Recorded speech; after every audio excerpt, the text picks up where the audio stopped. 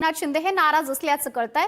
एकनाथ शिंदे हे भाकरी फिरवण्याच्या तयारीत असल्याची सुद्धा माहिती आहे। सुमार कामगिरीमुळे पक्षामधील मंत्री आणि आमदारांवरती एकनाथ शिंदे हे नाराज असल्याची माहिती आहे। ठाणे, कल्याण, डोंबिवली महापालिका यासह उल्हासनगर वगळता अपेक्षित यश मिळालेलं नाहीये। त्यामुळे अकार्यक्षम मंत्र्यांना शिंदे डच्चू देणार असल्याची सुद्धा माहिती आहे। एकनाथ शिंदे त्यामुळे नव्या चेहऱ्यांना मंत्रिपद देणार का हे पाहणं सुद्धा महत्त्वाचं असणार आहे।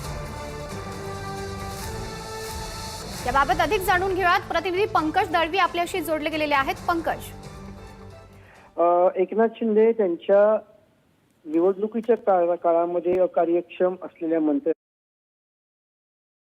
नाराज असल्याचं कळतंय। त्यामध्ये भाकरी फिरवण्याच्या मनस्थितीत असल्याची माहिती मिळते। ज्या मंत्र्यांवर, नेत्यांवर, अनेक आमदारांवरती वेगवेगळ्या भागाची जबाबदारी सोपवली होती, मात्र ठाणे, कल्याण, डोंबिवली, उल्हासनगर वगळता इतर ठिकाणी मोठं यश मिळालं नाही एकनाथ शिंदे यांच्या शिवसेनेला। त्यामुळे या अकार्यक्षम मंत्र्यांना ज्यांच्यावरती जबाबदारी दिली होती मात्र ते पूर्ण करू शकले नाहीत, अशांना बदलून त्यांच्या जागी नव्या चेहऱ्यांना संधी देण्याची शक्यता जी आहे ती निर्माण झालेली आहे।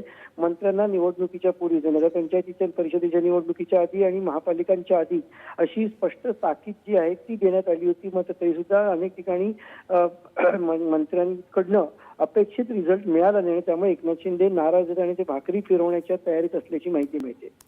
पंकज, ज्यामध्ये माहिती समोर येते की अकार्यक्षम मंत्र्यांना डच्चू दिला जाईल, त्यामध्ये कोणती नावं समोर आलेली आहेत का? अजून त्याच्यात नावं समोर आलेली नाहीयेत, मात्र काही प्रमुख चेहरे याच्यात असण्याची शक्यता आहे।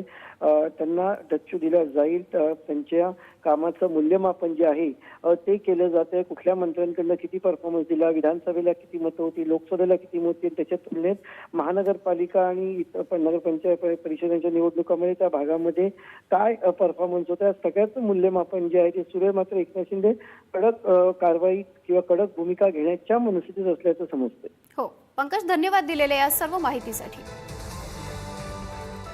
पुढची बातमी पाहूयात। मुंबईमध्ये ताज लँड्स हॉटेलमध्ये भाजप आणि शिवसेनेची बैठक।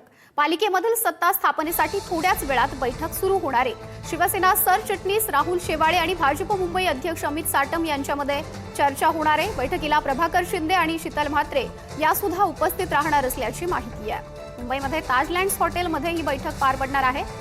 मोठ्या घडामोडी